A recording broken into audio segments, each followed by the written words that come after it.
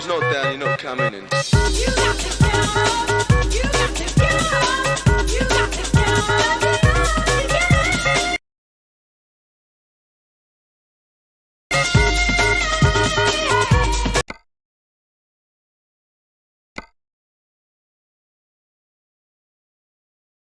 First singles were anything but country at all.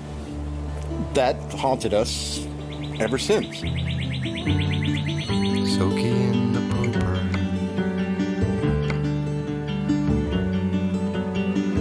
standing in a stupor by the tank. Oh, better call the super.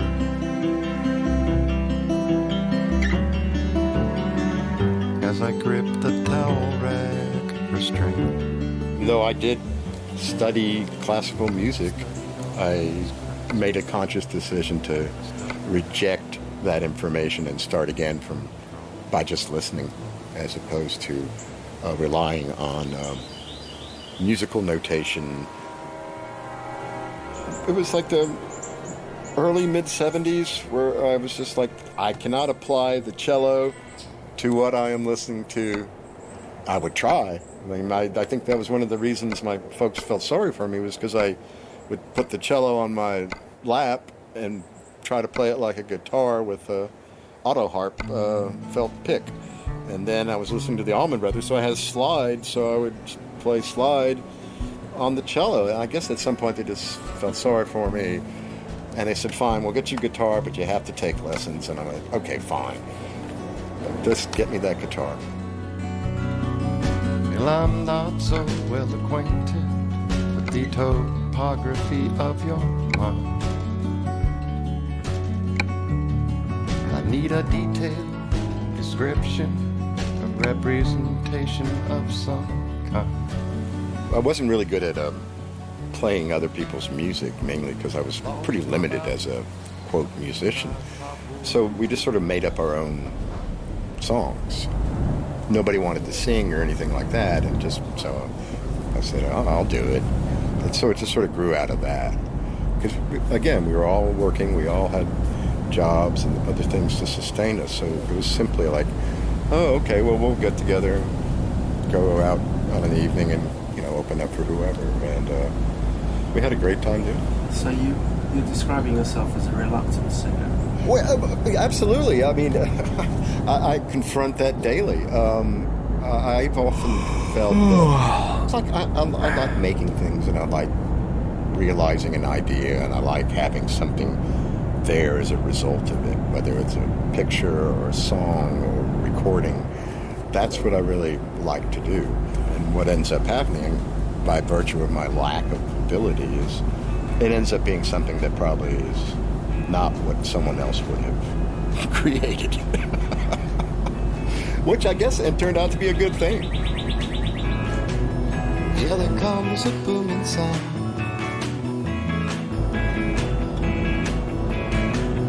It used to come from underground.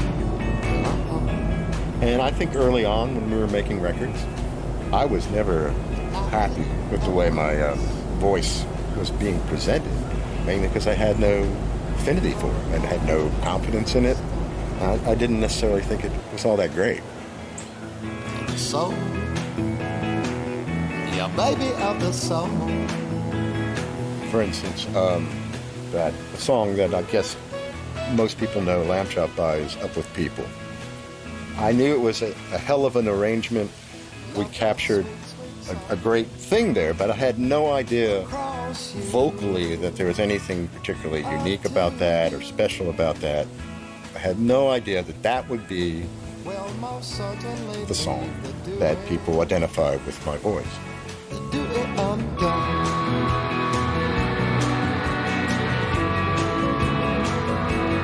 on and dance.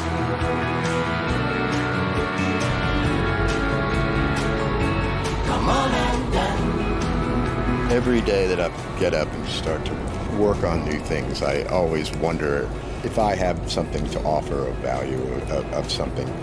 I just don't take that for granted. And if I work hard enough, maybe something grows out of that. But more times than not, it doesn't. But every now and then, yeah, it's like, ooh, that's exciting. And those moments are what sustain me and what make me want to continue to do stuff.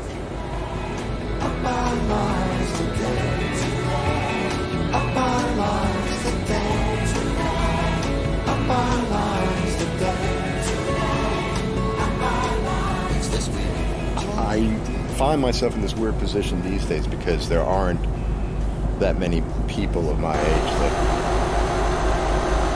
are doing this.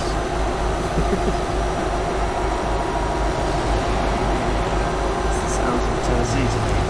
You know, a lot of people say that when they come here on the porch. They go, is that a train? It's the crossing is right there. It's very cool, but it sort of Oh, that's awesome. just sits kind of. It sits in this landscape, doesn't it?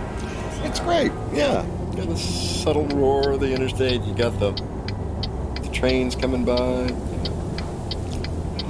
Goes on. I have walked your sorry streets. The way you talk about sound is talking about, in a way, talking about a palette. Yeah. So it's about colours. Same birds sing. I mean, well, there's wind and the sound of the leaves, right? Where my I hear some sort of engine of some kind, like must have heard. crow just pawed. Same dogs barking.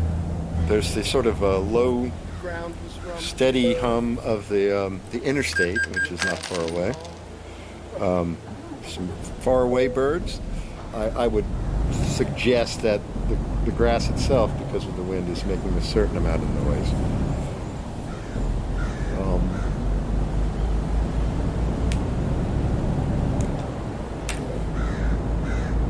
You know, essentially, this thing that I do is it's always been self-managed. We never had management or anything like that. So I'm not just a guy who's able to just sit around and be the creative guy and the performer and have someone else take care of all that other stuff.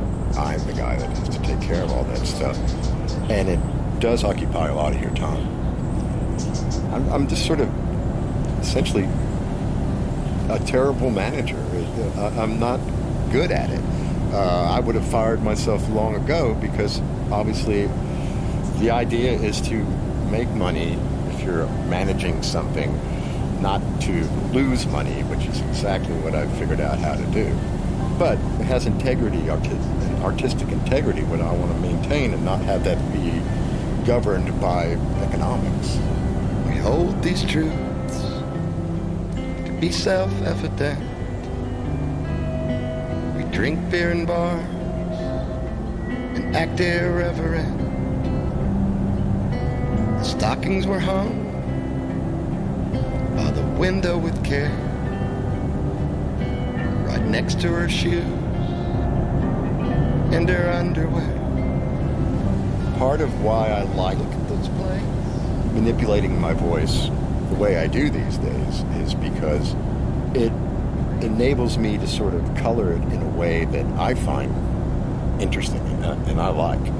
It's not natural, but yet how I interact with it I find to be the thing that I think is also a quality in my voice that people often don't. Maybe that is what they respond to. I don't know. You know. When your day implodes, when your afternoon grows old, and you step outside till the raindrops collide, and your dog slips out, and you shake the cobwebs free. Is there more to this breath that you are taking? Let's take the first track off, Floaters. That was written with that voice treatment. That was part of it. It wasn't like I just sang it or had it in my mind. It was created with that particular sound. To me, to sing it without it isn't the song, or isn't me. To me, that's what completed the thought, the idea, the feeling, what you end up hearing. the song. Who will stand there to connect them? Are our houses really human? And I do like to make this delineation between auto-tune and voice processing, because auto-tune is one aspect of voice processing. It's certainly one small part of what is used to process my voice. Now, that's a good voice. And it's just been processed. Once I started the act of processing it, I suddenly had all these other possibilities about what I could do. There was a time when I could sing a falsetto, badly, but I could. That left me within about 2 or 3 years, and I wasn't able to do that anymore. I can now do that again, should I want to. The way you manipulate it is an extension of what you would do, manipulate your voice naturally. The difference between and And in describing that, you were reaching for your throat and you were suggesting chest cavities. And where do you feel the voice? Well, technically you're supposed to feel it right here. I've always heard that singing coaches tell you to sing from your solar plexus. I still think that I'm singing from my throat. It comes from there. I'm not technically singing correctly. I just end up talking to people that can sing and watching them warm up before a performance. And I'm always impressed that they do that, because I don't. I smoke a cigarette before I go on stage. That's how I warm up, and it's not recommended. I'm not living in slow motion. I'm breathing actually. Sorry, dude, that just kinda slipped us. The move isn't so you anymore.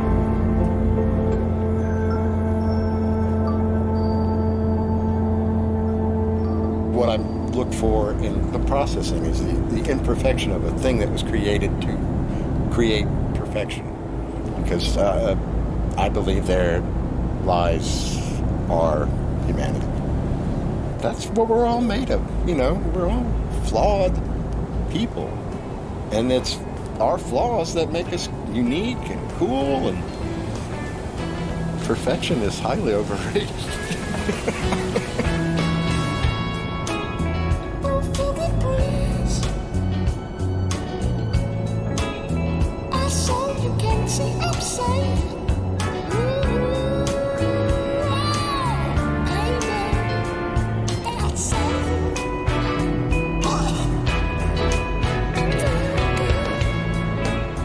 The last record and the one prior to that, Flotus, if you spend a little time with the content of what's going on there, it definitely references an overall impression of a middle-aged man trying to come to terms with what's happening in our country, both politically and socially.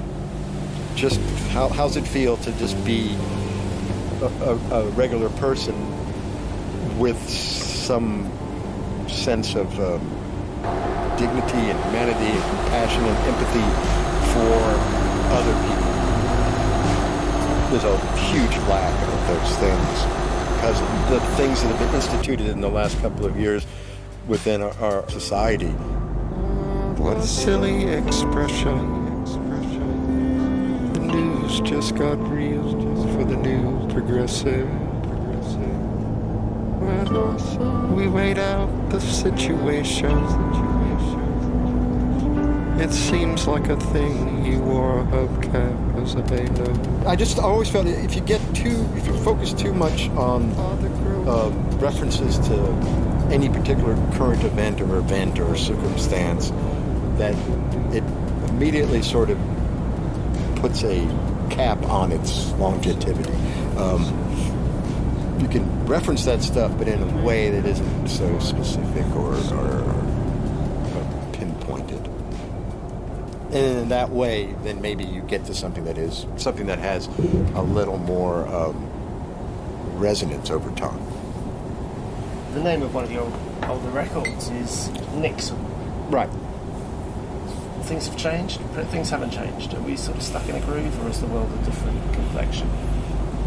There was a certain flippancy to my choosing that as a title at that time, but I also then challenged myself to try to legitimize it in some way, and try to peel away what we had accepted about Nixon as being this terrible person, and it was more complex than just cut and dried. Yes, this guy was a bad person. I can honestly say I believe what we're experiencing now is someone who is fundamentally disturbed and evil. It's sort of like opened up the floodgates for a certain type of disposition that would not have been acceptable in the time of Richard Nixon by any stretch of the imagination.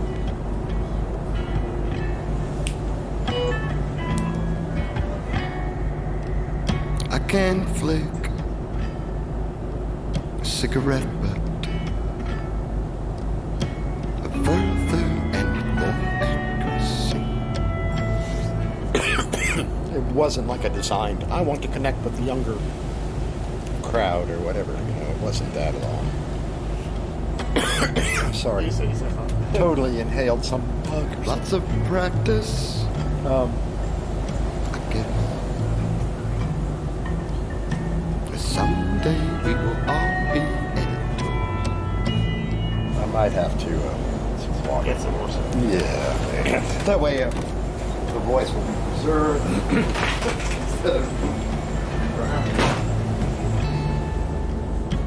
It jumps around from person to Can I get you anything else? Water? I'm actually fine. A certain static is required. The albino butterfly. I'm not denying that I haven't enjoyed the hell out of what has developed in my life as far as this music thing goes, and I certainly have. But it's just that it was not the plan. It was not intended, and I am not sure on week to week if that is even going to be a possibility, next year or the year after. I certainly don't take it for granted. And more as I get older, it seems like this is something that I have to consider. How am I going to be able to continue to do this on into my, later years?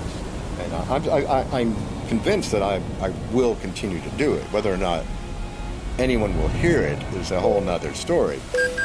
My embracing of technology has enabled me to find a way to continue to make music in a humble, modest way that doesn't require a lot of money.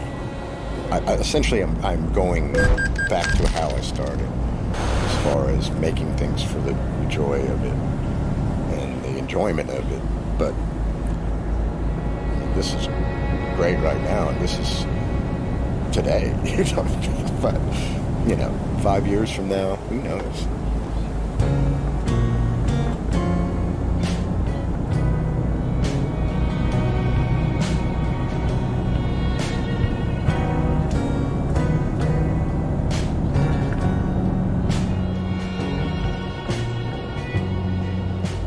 One of the things I disliked about growing up in Nashville, musicians and stuff like that, was there was this element of self-importance and ego that I found kind of unattractive. It just showed that their lives were a bit hollow and maybe shallow, and they were ultimately unhappy, even with the great gifts that they're able to share. But the ones that seem to survive and carry themselves are the ones that sort of put themselves in perspective and realize that the thing that they're doing is not necessarily godlike or anything. It's just like anything else that people do that they love and care about. Friends made you sensitive.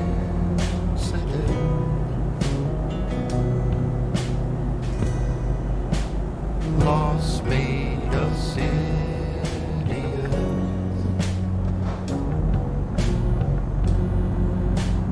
Fear makes us critical. difficult.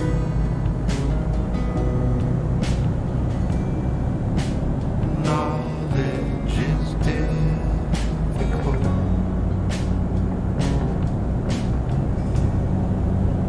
I remember when I was teaching in grad school, there was this book, it's called, I think, The Beginner's Mind, or something like that. And if you can maintain the notion of being a beginner, the notion that there are things to be learned, that you don't know it all, there are things to be discovered, and as long as there's that possibility out there, then you're able to create and sustain yourself indefinitely.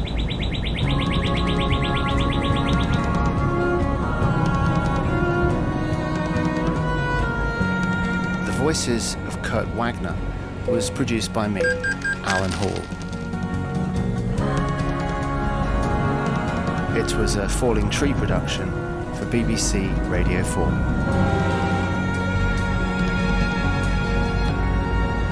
Maybe if my voice was an instrument, it'd probably be in the cello world.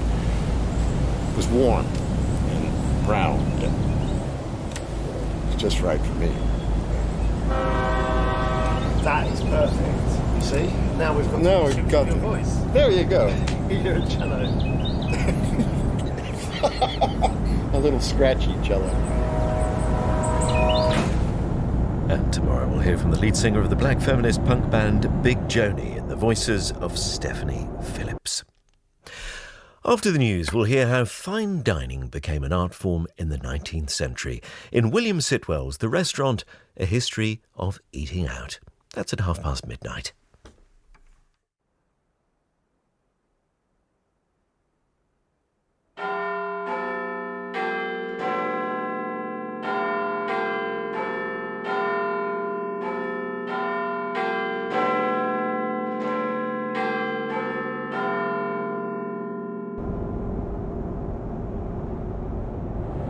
BBC News at midnight. This is Tom Sanders. The government's independent forecasters have warned the UK faces the worst economic slump for a century if the lockdown lasts until the end of June, leaving around 1 in 10 workers without a job. The Chancellor said the country was in tough times, but he hoped measures being taken would allow it to bounce back. New figures have revealed that more than 1 in 5 deaths recorded in England and Wales are now linked to coronavirus. The Health Secretary has promised to make tests for the infection available to all social care staff in England, as well as residents of care homes if they need them. President Trump has announced a suspension of US funding to the World Health Organization, accusing it of having covered up the seriousness of the COVID outbreak in China. And the Army veteran walking multiple laps of his garden for charity has now raised nearly £4 million for the NHS. The UK's independent tax and spending watchdog has issued a stark warning about the impacts of the coronavirus pandemic, suggesting it could see the economy shrink by more than a third in the short term. The Office for Budget Responsibility, or OBR, said unemployment could surge by more than 2 million, leaving around 1 in 10 of the working population without a job. In its bleak assessment, the OBR says the vast sums being borrowed by the government to keep the economy afloat is likely to saddle the UK with its biggest deficit since the Second World War. Our assistant political editor Norman Smith reports. Even though the OBR suggests the economy will recover from the effect of a 3-month lockdown, the scale of the damage is nevertheless staggering.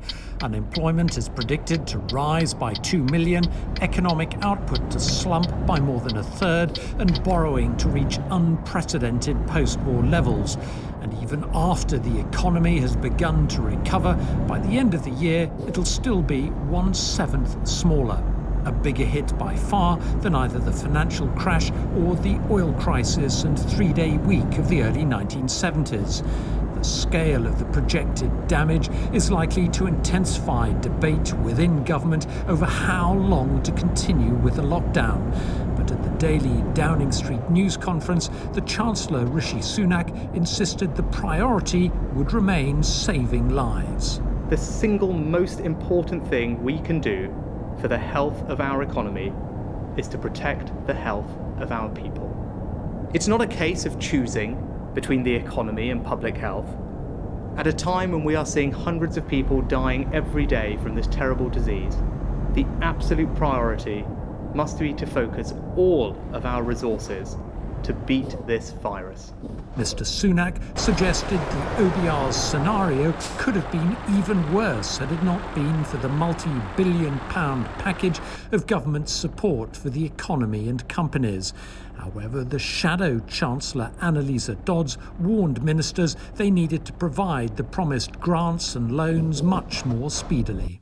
I think the really critical issue now is making sure that they're actually delivering that support and in very short order, particularly around this loan scheme where we see many fewer loans actually being provided than in similar countries facing similar challenges. We need to work out where the blockages are.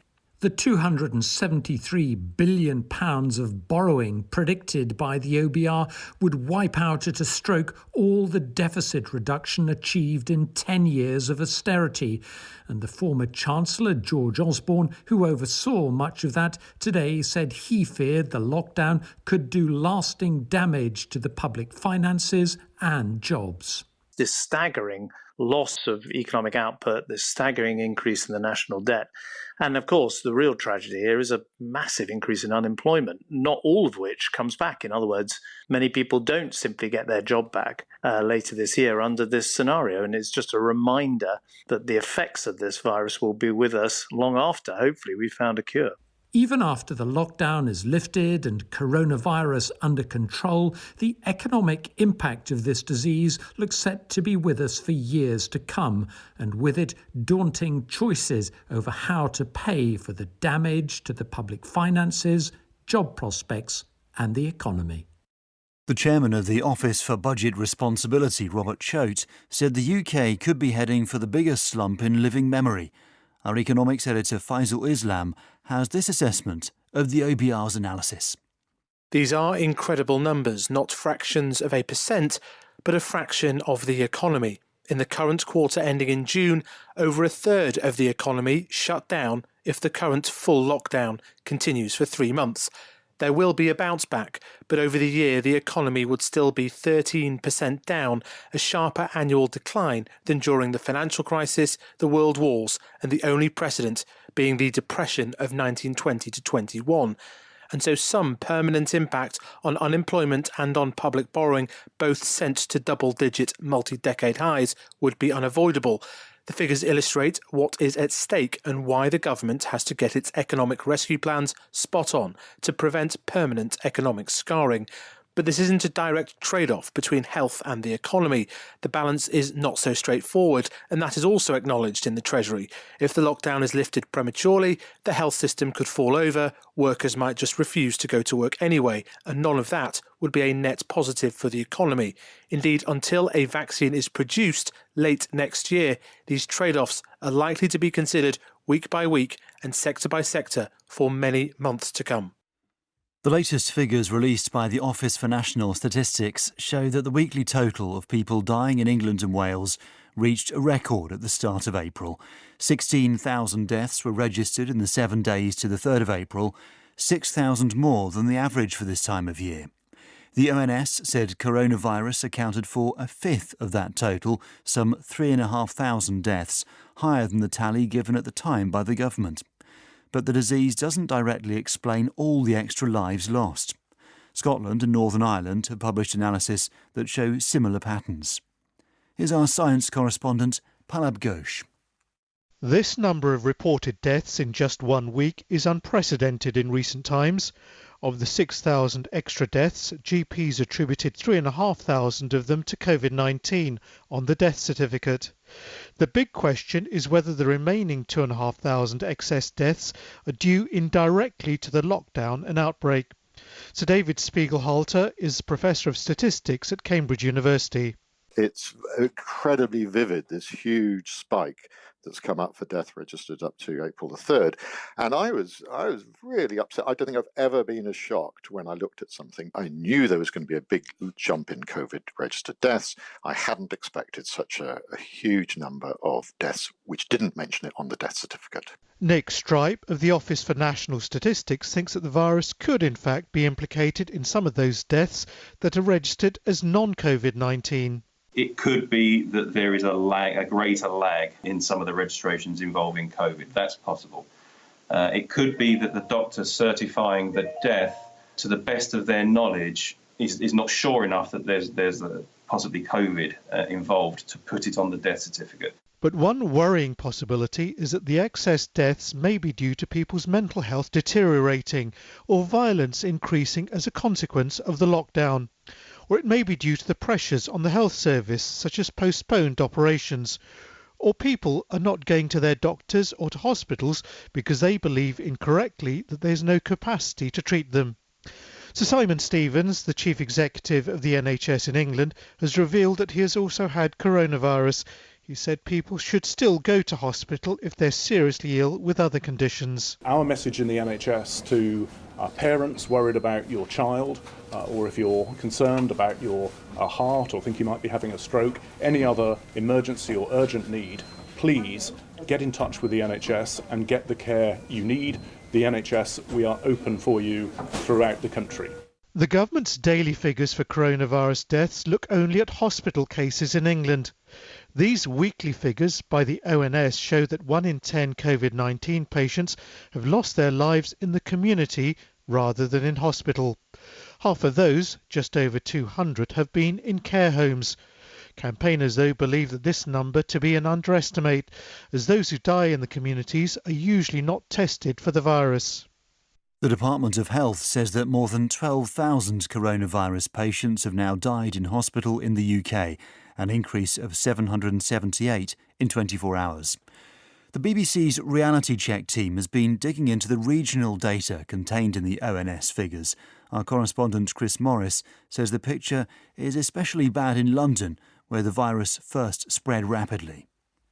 These are sobering statistics setting new and unwanted records. Until the latest figures came out, the highest number of registered deaths per week in London since the ONS started keeping weekly records in 2005 was 1,549.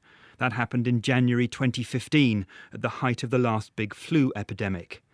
But for the week ending April the 3rd this year, the number was 2,511, not just a new record high of lives lost, but 62% more than the previous record high.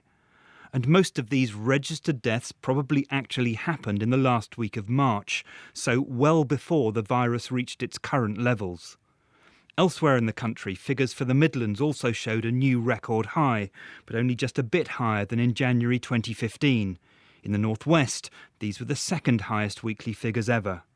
But it is worth remembering that other regions are behind London in the curve of the pandemic, and some of the numbers next week may increase substantially.